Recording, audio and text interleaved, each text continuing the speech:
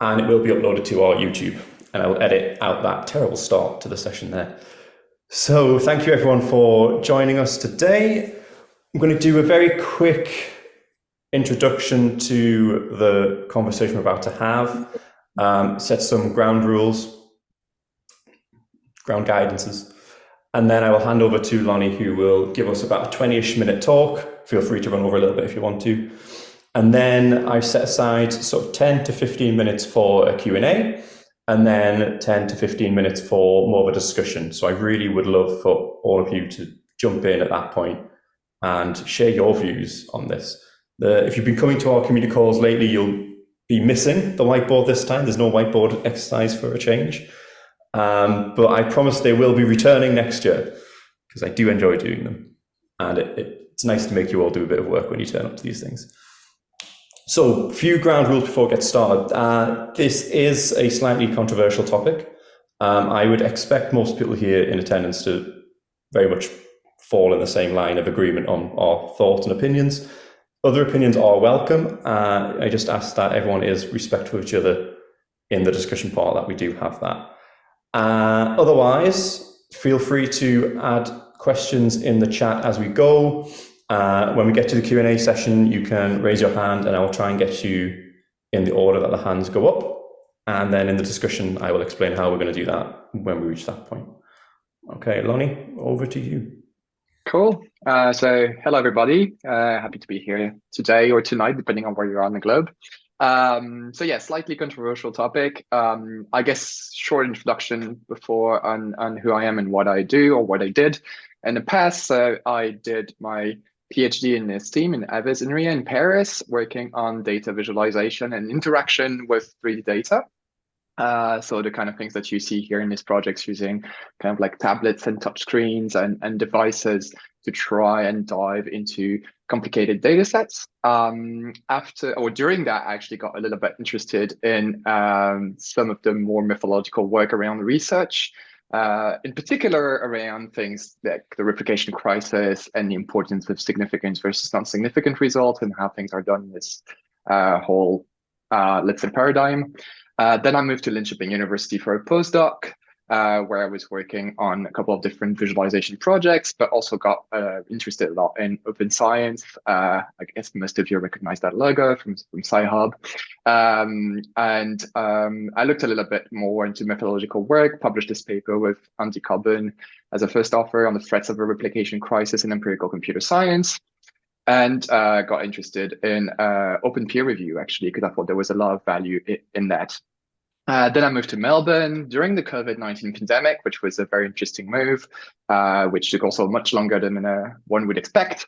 And over there, I worked on data visualization in immersive environments, such as VR or AR. You can see here a quick overview of what I've done with some of the students there.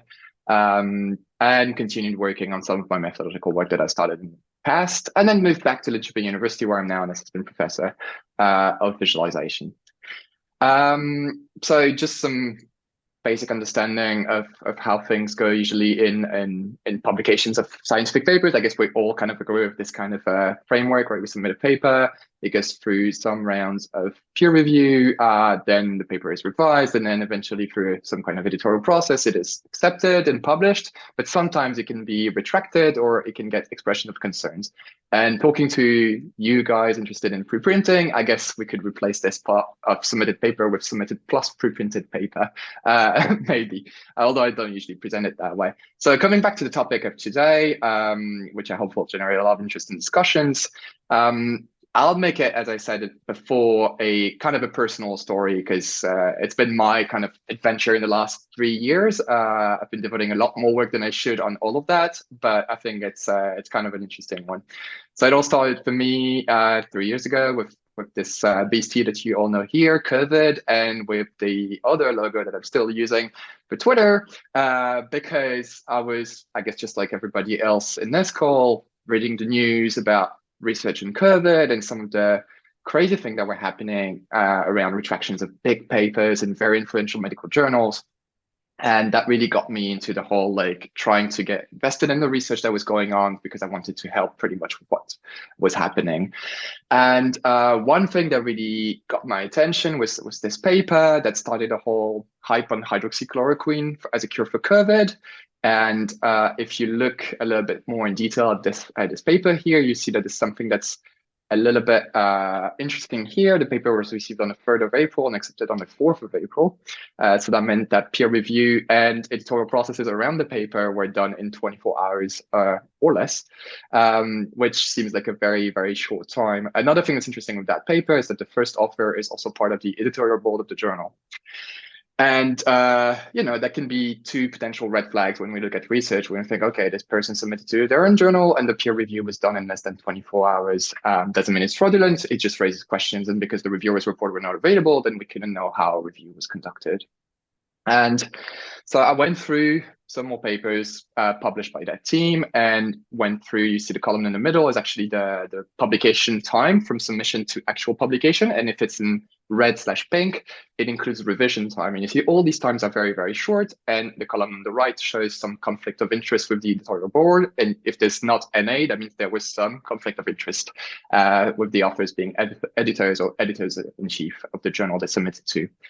And so I posted these findings on Twitter very late at night, like 4 a.m. or something, and woke up the next day with like hundreds of notifications on Twitter. And that is, again, the old logo. And people were basically suggesting to write to Elsevier or to the editor of the journals, but that was a problem because the editor of the journal was actually often the author of the paper. So we couldn't do much about this, and Elsevier didn't care much, as they usually don't. But eventually we decided to do an automated analysis of all of the COVID-19 publications which led to this publication in the end, looking at the transparency or lack of transparency of COVID papers at the beginning of the pandemic, pretty much the first 6 months. And we found almost 700 papers that were published in a day or less, including reviewing time, out of which more than 200 were actual proper new research results papers. And out of these, around 31% had editorial conflict of interest, which we thought was interesting because, again, peer review was not available, so we couldn't know how peer review was conducted. So what we found is that as review time increases, these editorial conflict of interest kind of decrease. I won't dive more into these results.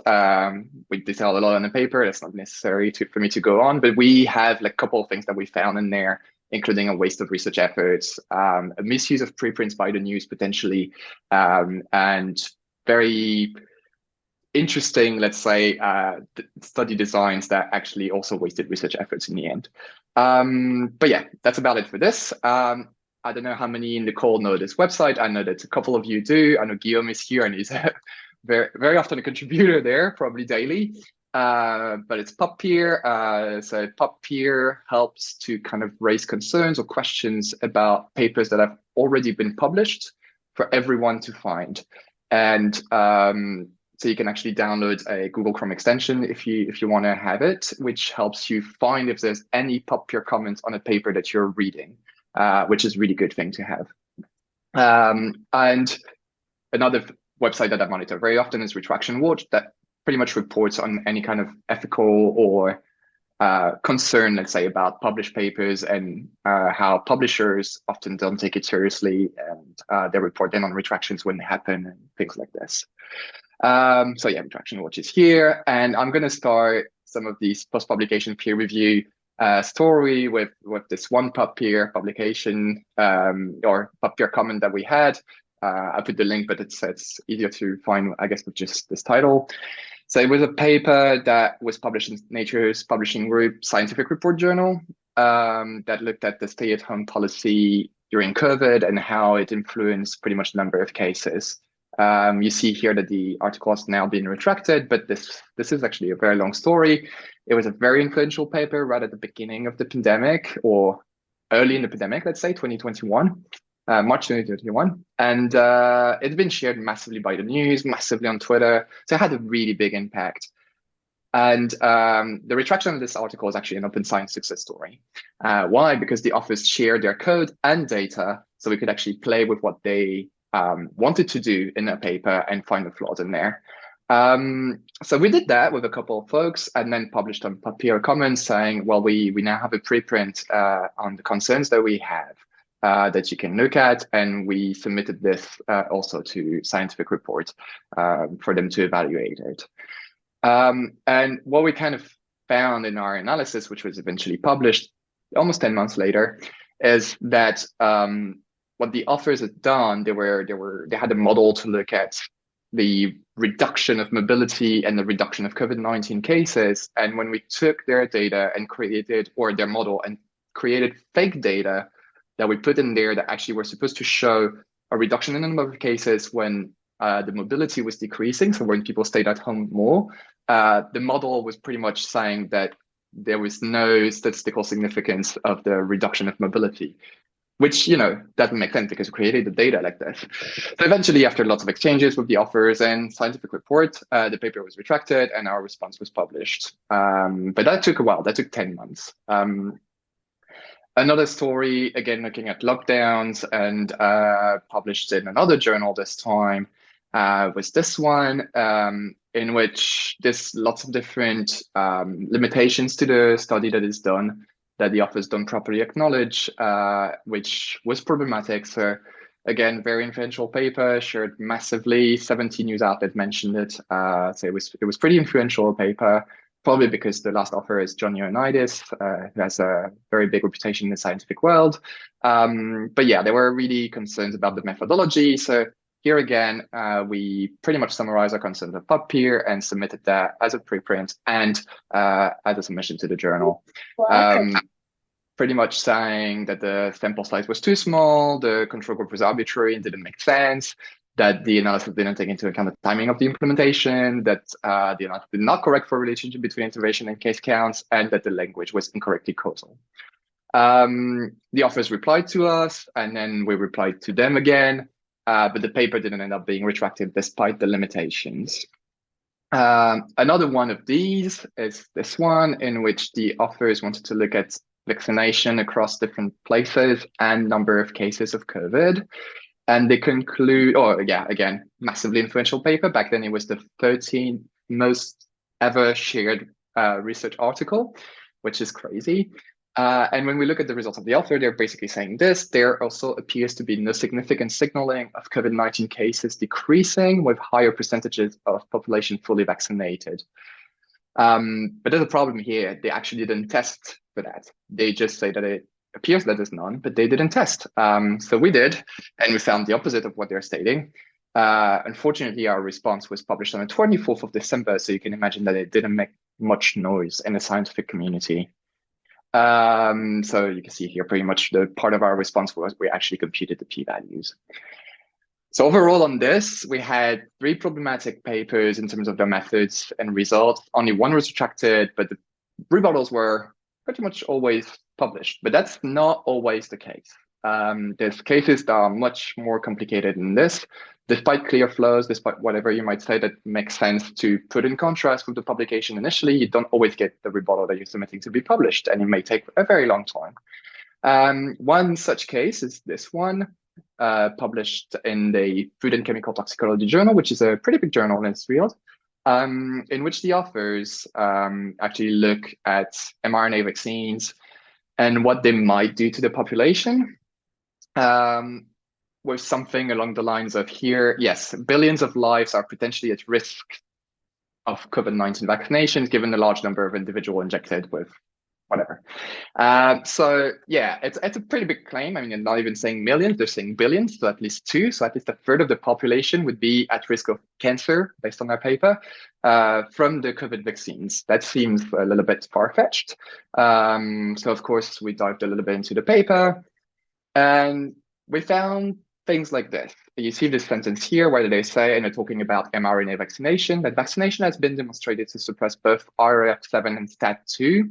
And then they put a reference to Liu et al. 2021.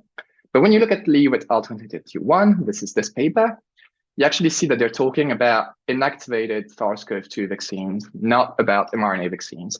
So that's misrepresenting the literature. And they do that all over this paper, which is a narrative review. So the only goal of that paper is to review the literature, but then they're misrepresenting it. So we put a preprint online to reply to this paper, pretty much highlighting the limits of whatever they were saying with regard to parts of the literature they didn't include, and then highlighting the parts that they misrepresented. Submitted that to the journal, and unfortunately, the editor-in-chief decided not to publish it because we were calling for the retraction of the paper. And according to the former editor-in-chief, because he's not the editor-in-chief anymore, this was not okay to call for the retraction of the paper because it didn't encourage scientific debate. So then they decided not to publish our response, which we thought was not okay. So we responded to that with another preprint, pretty much asking if this was an okay thing to do. If you want to foster scientific debate, then you should pretty much publish the rebuttal at least, right? Which they refused to do. So we talked about this with Retraction Watch, and they invited us to write a guest blog post about this, which we did. And eventually another journal decided to publish a thorough rebuttal of the initial paper, plus the concerns we had about the lack of publishing of rebuttals. All of this combined into one publication. And the editor-in-chief of the journal from Elsevier also eventually said that he was asked to leave the board of the journal and told that to the Epoch Times. And if you know anything about the Epoch Times, you know that it's not necessarily a great source of information.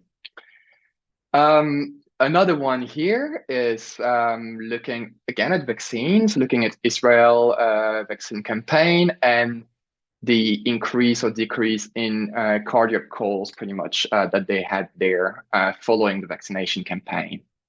And if you're a researcher in visualization like me, the first thing you see when you see this graph is that the axis on the left actually doesn't start at zero, which considering the numbers there, could really start at zero, right? Like it's very easy to do. It wouldn't make the graph unreadable. But what it does is show this tremendous increase then because we don't start at zero, right? But then again, that was intended by the authors because they wanted to show that following the vaccination campaign, the frequency of cardiac problems increased through these cardiac call measure. But then you look at the date where they start their comparison, which is in 2020 during the pandemic, right? And this paper was actually debunked by the Israeli government themselves because they said that during the pandemic, they actually didn't register these properly. They basically asked for these cardiac arrest calls to not be made. So the comparison they're using is actually fallacious. So yeah, again, a very influential paper was shared all over anti-vaxxer communities to show that the vaccines were harming people.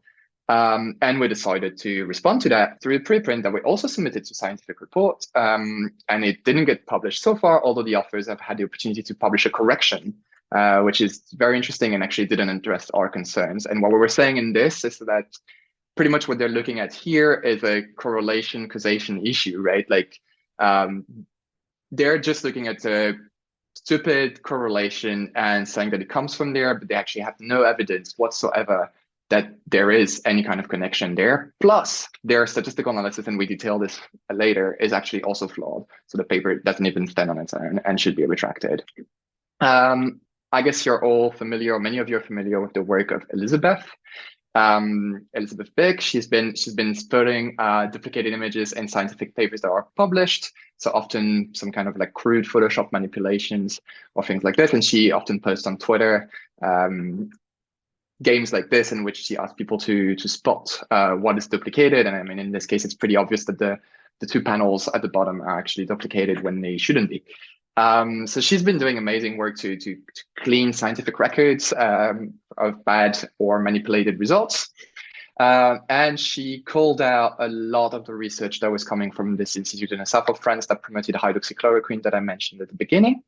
And eventually the concerns she posted on PubPeer about all of these papers published from this one institute got the director of the institute a little bit upset, and he threatened to sue her for harassment, which we thought with other people was not an okay thing to do. So we wrote this open letter to support her work and to support post-publication peer review, which we thought was really important. We're a good number of co-authors on this. I'm not going to go through this, but we basically wrote this and asked other scientists to co-sign it if they agreed, and we kept a list of everyone that actually co-signed this. Pretty much saying that we support transparency and integrity of research, and that we want to show our support for post-publication peer review, for Elizabeth Beck and her work, and for all the whistleblowers that help maintain the quality, honesty, integrity, and trustworthiness of scientific advances. The letter got very big, was reported all over the news, which was a good thing because Elizabeth's work actually got more visibility, and it was really important that it did. So we're very happy about this. She also got a lot of support for the work that she was doing, and that includes probably moral and financial support because she has a Patreon as well.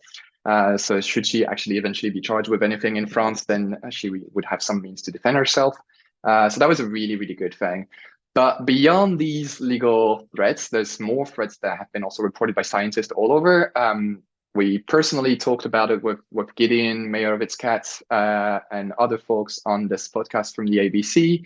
Some of the death threats we've received for calling out the bad research that we had seen, because it didn't go directly, or our findings didn't go in the direction that anti-vaxxers wanted to have. And so it led to them being pretty vocal about their disagreement with us, calling us names, but also sending threats directly.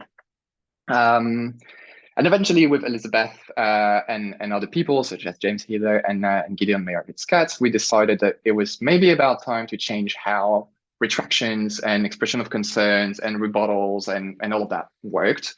And so we wrote this opinion paper for PLOS Biology, in which we pretty much state a number of things that we think should change. So we make a list at the end of it. But the main conclusion of that one opinion paper is that viewing the retraction and correction of scientific paper as a failure is a self-fulfilling prophecy, as the status of a paper rarely changes post-publication. It is seen as something exceptional or immoderate instead of a normal part of the scientific process. Coming back to other examples, I think I still got time, Johnny, right? Or should I? No, you're good. Keep going. All right. One that I think is very interesting because this meta-analysis, it's a meta-analysis of clinical trials of COVID-19 vaccines. And it was first posted as a preprint. I think I'll mention that later, but it was first published as a preprint. And the findings are a little bit interesting. But they were summarized again in the Epoch Time by this one article saying that the vaccine had no effect on overall mortality.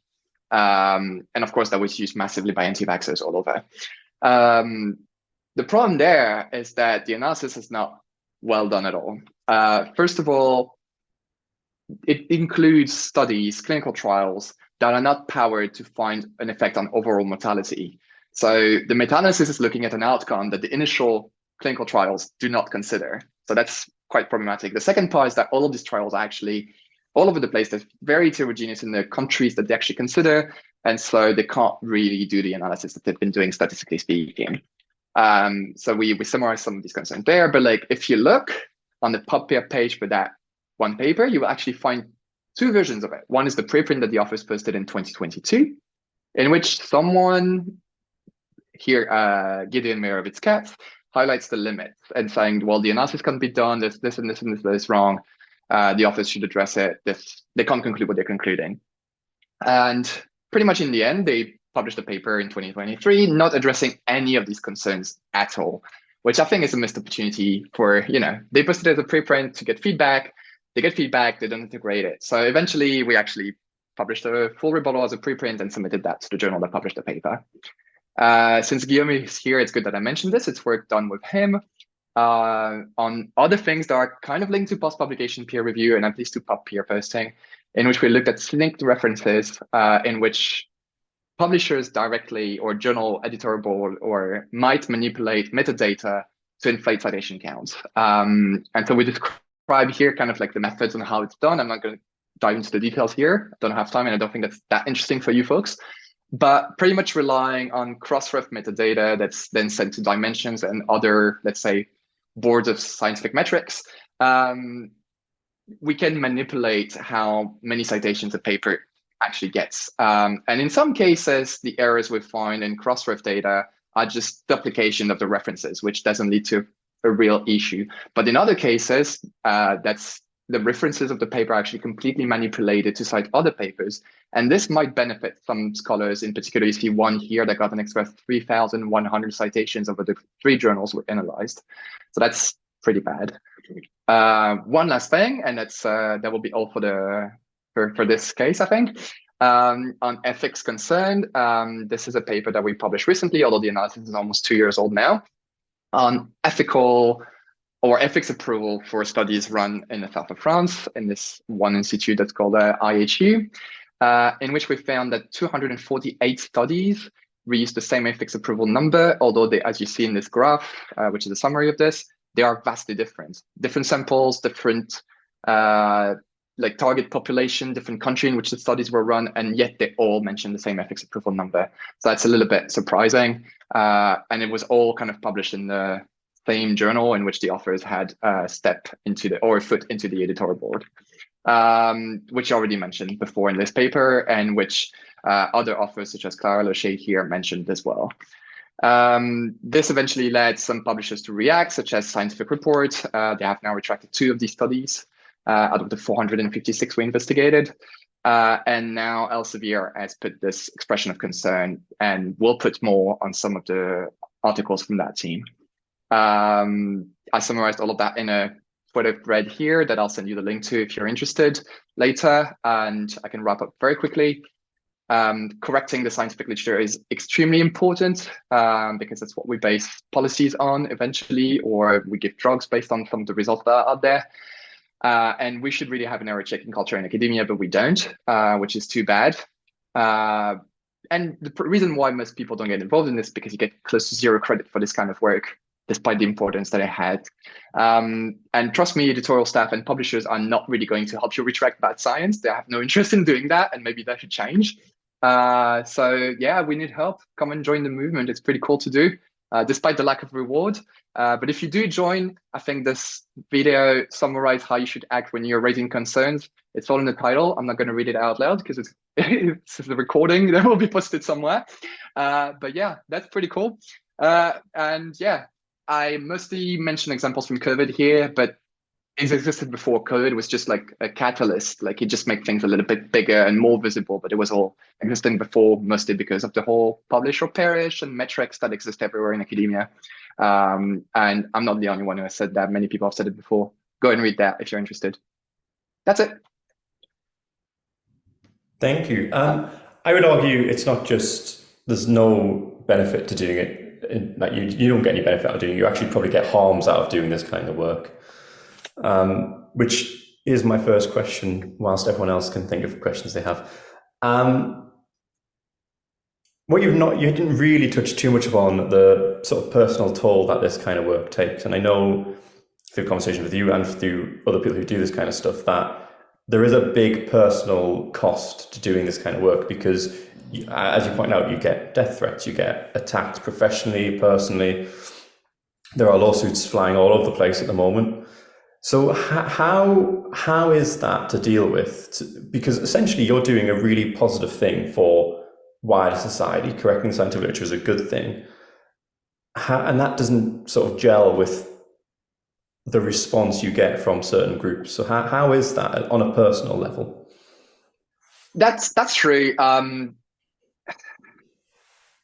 mean, obviously, you might want to chime in on this. I would say that at the beginning, it was extremely tough, in particular because I felt very alone in this, right? Like I knew Elizabeth, I was in contact with her, I knew a couple of other folks, but my research field and my day-to-day colleagues are not into any of these things. And so that meant that the daily, connections with scientists of my community, for them, it didn't matter. It was something too complicated to get into, or like, because I mean, it's kind of a mess, right? And that was really hard because I felt like, the death threats things are, well, they're unfortunate, but I think it's, as long as it's digital, yet another crazy person on the internet kind of vibe. If you look on Reddit often, like long enough, you will find this happening so often that eventually you don't care too much. But the whole thing about people trying to harm you professionally or legally is more of a complicated matter. And that's really hard to deal with when you feel alone, especially as a junior researcher. It is really complicated because your position is not 100% secure, because you might not get the support of your university.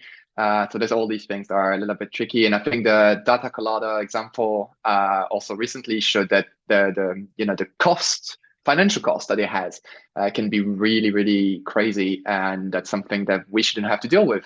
Universities should figure out a way for people to call out potentially fraudulent research without having to pay hundreds of thousands of dollars for lawsuits. If anyone does have questions, feel free to add them to the chat or raise your hands. Jessica has a question. Jessica, before, if you don't mind, I can add to that Guillaume and other people, Guillaume Cabanecco is here in the call, and other people have created they have been a big help into trying to feel more connected with other people that do this work, and that's been really, really helpful. Like after a year or so of being in this weird space of like, oh, I'm getting threats and legal threats and all that, then I really felt like my work was actually useful and other people cared, and that's been really, really helpful. And ASAPbio is also a part of it because I've always received very good feedback from you guys and support. So yeah, sorry, go ahead, Jessica. No, Lonni, thank you so much for sharing that. And yeah, thank you so much for this talk and all of your work. I really, really admire the what you're doing, and I think it's so important. I feel like you're covering a huge range of different levels of problematic behaviors in the literature, from like inflation of citations to image manipulation to kind of like misleading citations. And on that last one in general, I really think that you're making it in the case you point out, it's so important. I completely agree. Like, but I also wonder to what extent in that example that you gave, it's not like the sentence was completely categorically wrong. It was just like incomplete, And I guess I wonder, what do you think the prevalence of that is in the literature as a whole? And where should we be devoting our energy to correcting it or calling it out? Because I think on one hand, somebody might say, well, we have a political reason or like there's a strong motivation to correct this information about COVID-19 vaccines because it's such a hot topic politically, it's contested. But then I think people might also say, oh, well, it's, this kind of, maybe there's researchers on the other side making the same kind of claims, but we're not calling them out. So I guess my brain is like a little swimming with this topic, and I'm kind of curious what you think and how you think we should go about raising all boats in the literature. No, yeah, I think that's a good question. You're right. Like the immediacy of COVID-19 research has made things a little bit different in terms of, let's say, not necessarily inherently completely wrong practices, but borderline ones such as misrepresenting the literature, right? This is something that if you do it in my domain, no one would ever call you out, I think, because the impact of my research on society, it's not going to be that great, right? Like there might be an impact on how people look at data in 20 years or how medical doctors look at their things, but that's very, very limited. People are not going to die because of this. COVID-19 is a different question, and any kind of like public health problem is a different realm when it comes to this. And I agree. I would like to know the prevalence of this practice. I don't know it. Someone in my field actually did an analysis on a paper that they called like looking at throwaway citations. So whether citations were actually critical or not, or let's say put into context of things like this. And more often than not, they were not. The people were just citing and saying, people found this, and that's it. Like no comment on how thorough the work was, how strong the evidence is, or anything like this, which is quite problematic, I would argue. But how much effort should we devote to finding it out and correcting it? I don't know.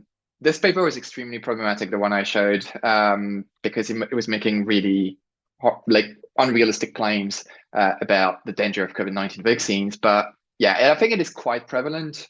We looked with Gideon Meyerowitz-Katz and other people as well on the citations of retracted papers, COVID-19 retracted papers. And in particular, the one from clinical trials that were retracted and how people use them. And most of them were still done uncritically, which is, again, a problem, right? Like if a clinical trial has been retracted, you shouldn't cite it as evidence of anything.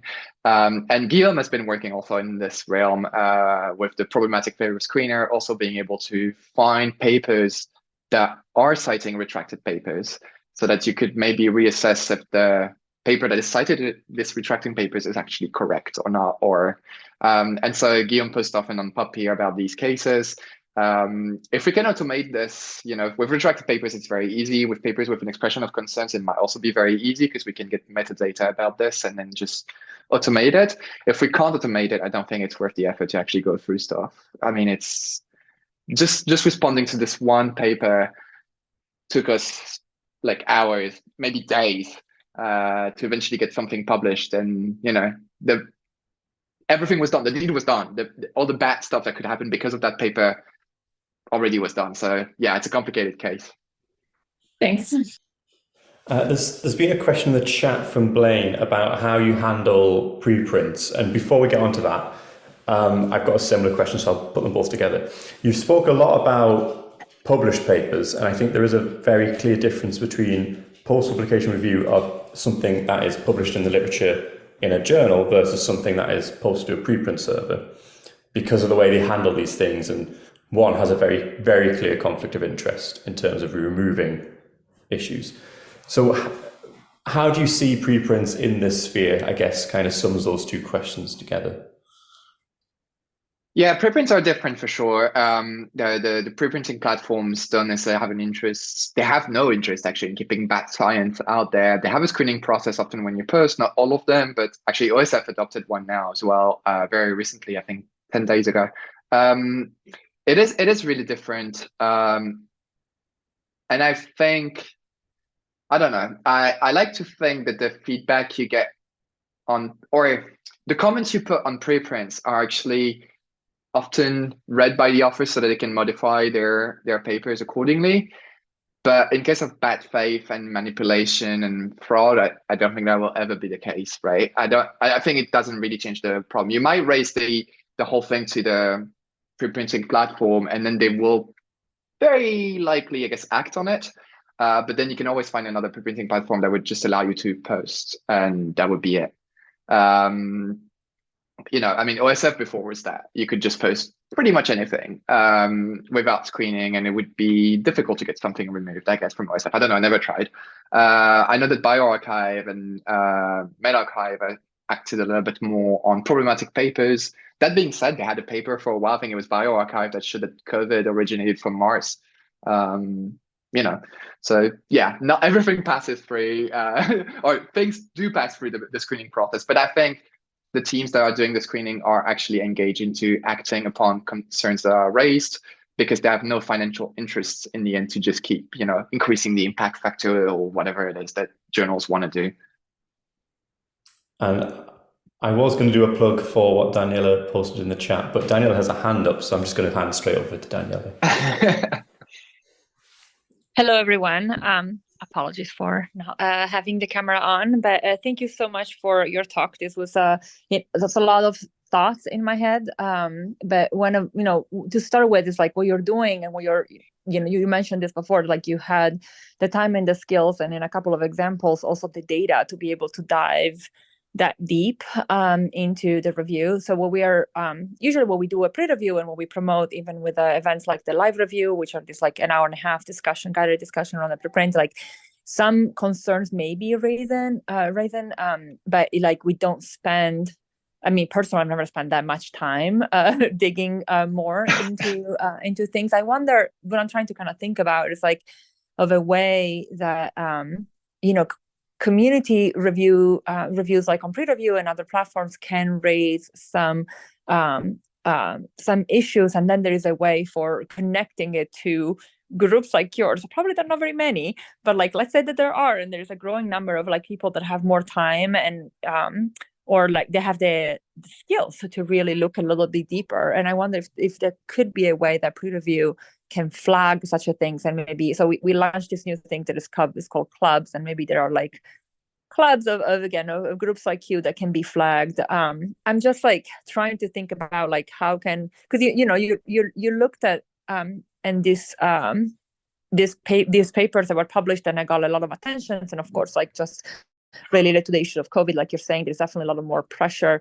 But there are other things, right? And we have looked at papers that have published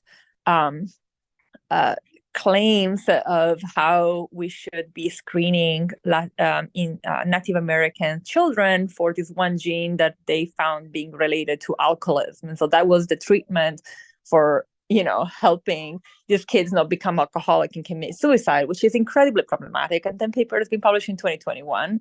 And so but all of these things, and again, this is not just talking about this like highly data driven, but like how, I don't know, how would you suggest if in a perfect world, where more eyes can be driven to these issues, but can just point to it without, again, having to spend that much time or even having the skills. Some people are like, I think there is an issue here, but I might not know what it is.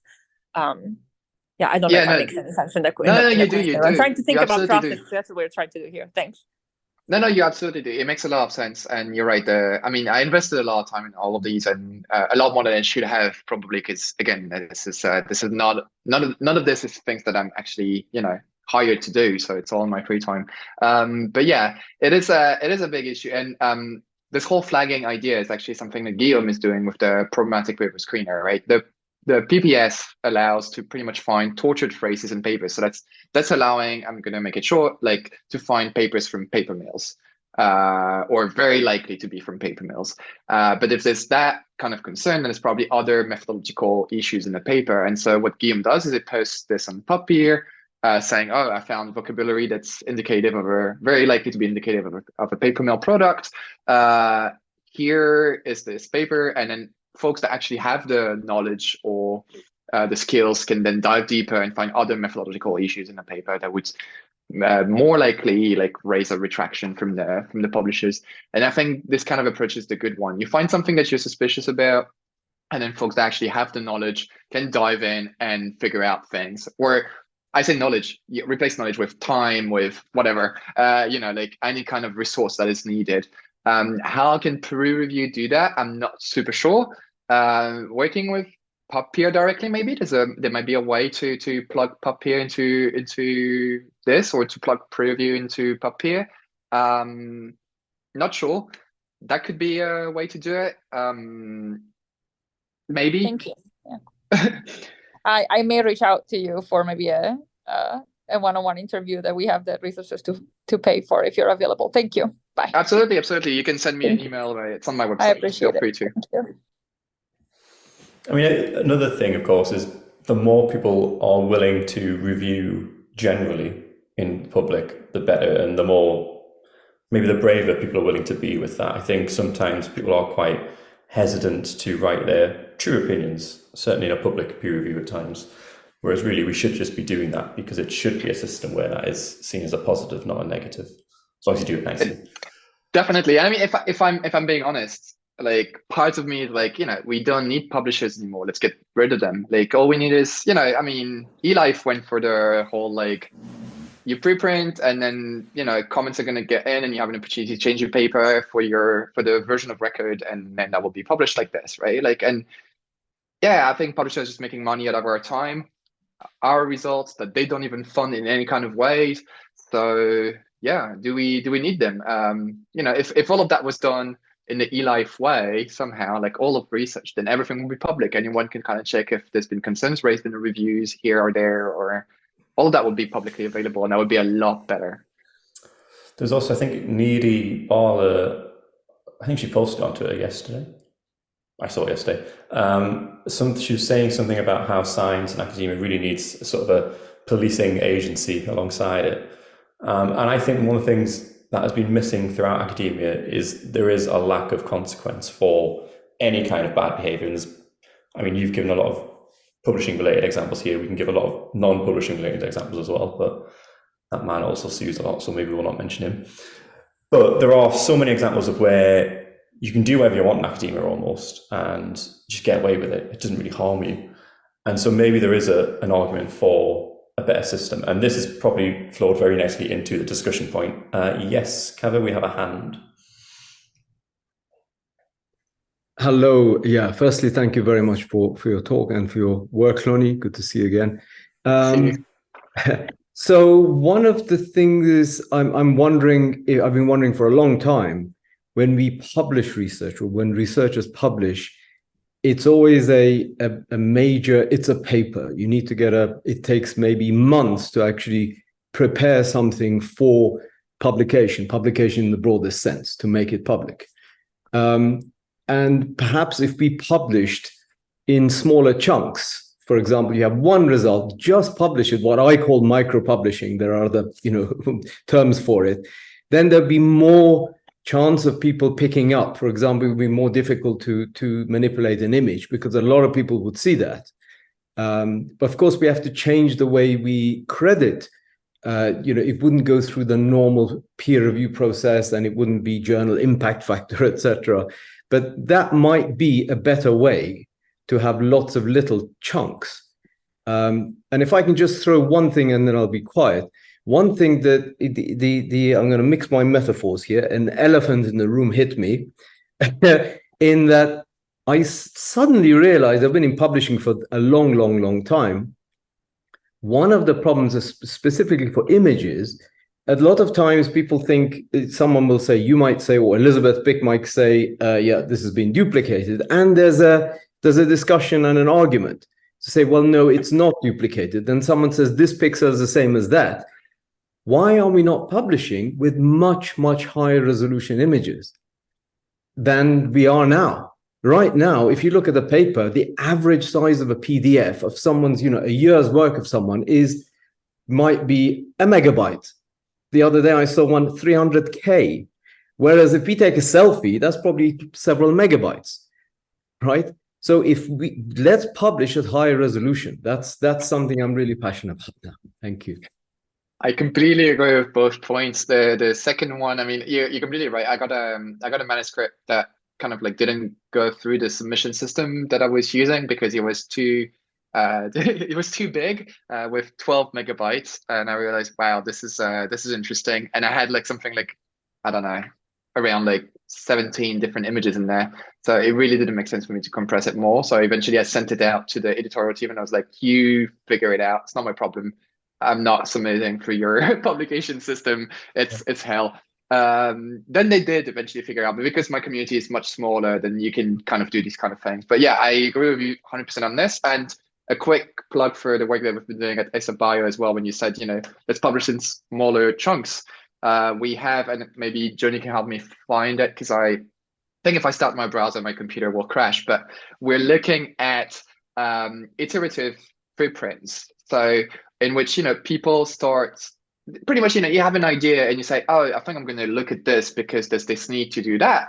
And that's your initial publication, right? It's just, you looked at the literature, you see there's a hole somewhere that you want to investigate, and you're like, okay, this is, I think, something worthy. And then you publish that. And then once you get some initial results, then you can publish on top of that. So that's V2. And then you get more feedback from the community. People are like, oh, but have you thought of including this in your analysis? And then you're like, oh, yeah, I'll do that. And now it's in the chat. Thank you. And so we actually decided to look at potential uses of preprints like this through this work that we're doing with ASAPbio and the fellows of 2023.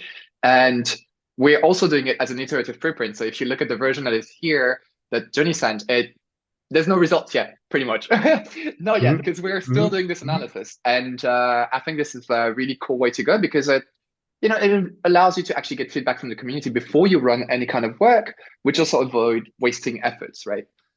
So yeah. Thank you. I'll put a link as well in the chat. I've got another idea. Thank you. Blaine? Oh, I was just going to add that along with the idea of publishing higher resolution images, putting in the controls you use because like you can turn the gain up and change an image appearance. Like these two colors overlap, and now we know that these two things are co-located. And you could just change a gain and like do that. And so you have to have like, I think with images, there's a lot you can manipulate. I mean, even just, changing the colors in, something, even where you're generating the figure. I'd I don't know how to do images is a huge topic that I was like, Anyway, I just wanted I was like, because the first thing I know is I can go in and get an image, turn up my gain, and everything correlates exactly like I was told it would. So that's it. Yeah, absolutely. And I think we wouldn't get so many issues if people also shared there might be that it might be that you rework an image for your publication, but you could still share the initial raw one, right? Just like you would share raw data before you share your graphs, or plots, or whatever. And I think that could also be a way to do this. I can understand enhancement to highlight a specific thing in an image. That's all fair and square. But you can just prove to me that the original image was this, and that's a very easy thing to do. You just submit it alongside your paper as additional materials, right? Because things can happen. You never know. And I think having the raw image or the raw data allows us to actually check things a bit better, which I think is a good thing to have. And it allows sometimes to also see that what we thought might have been image manipulation is actually not. It was just someone changed, I don't know, the size of an error bar or something, wanted to make them thicker or something, but then eventually that made them go into a value that's not possible on the graph. And it's just, they did something a bit stupid with their customization of their graph. That can happen. So there is also a discussion in the chat on how all this kind of gets tied in with the pressure that all researchers are under from just about everybody. And I'm not going to get into that because that's a whole other topic to talk about. But this does obviously very much feed into that. A question for everyone in the couple of minutes before I wrap up. How do you all feel about the involvement of lawyers and the legal system in correcting the scientific literature, or more often than not, combating those who are trying to correct the scientific literature? Does anyone have any strong opinions they would like to share?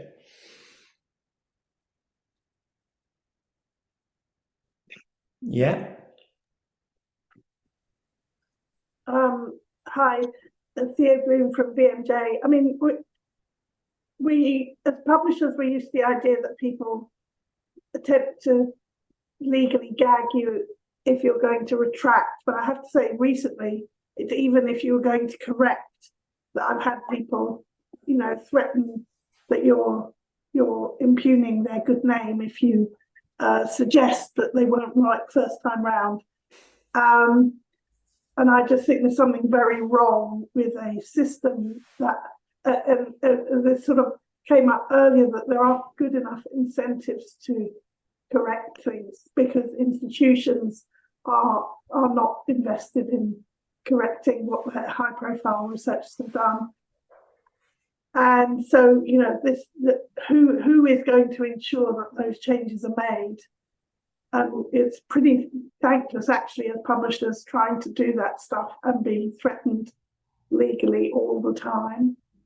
And that's often why it takes a long time, which people also complain about, and they think publishers are just sitting around doing nothing, but actually they're fighting legal battles. So, and then you get into what the different jurisdictions, if you publish in the UK, you have one set of libel laws. If you publish in the US, you have another, and yet we're all international.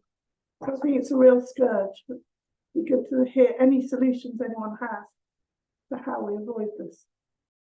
And that is a good point. There is nobody in the system currently is willing to take responsibility because nobody really wants to. Everyone seems to have their own vested interests in not doing that, or even just wanting personally to avoid doing that. So we're coming towards the end. What I am going to do is, if you are part of our community, which I think you all will be, I'm going to follow this up in Slack with some questions to keep the discussion going there, because this is something I think is very interesting to keep talking about. Just a quick update from our end at ASAPbio. We do have a end of year quiz as a networking, blow off some steam, I guess, after this discussion kind of event. It is going to be occurring on, I think, Monday the 4th. Let me just double check that. Yes, Monday the 4th of December. I will send a registration link in Slack for everyone to register. This isn't registering your interest, this is registering you're going to attend. It's going to be a classic British pub quiz style event over Zoom. You will all be broken out into little breakout groups, and it will be a nice way of actually interacting and talking to each other about science and non-science. But thank you so much to Lonni for that brilliant discussion. And thank you to all of you who asked questions and contributed. Thanks for having me. Happy to continue that on Slack or Twitter. It's still called Twitter. The website is still Twitter.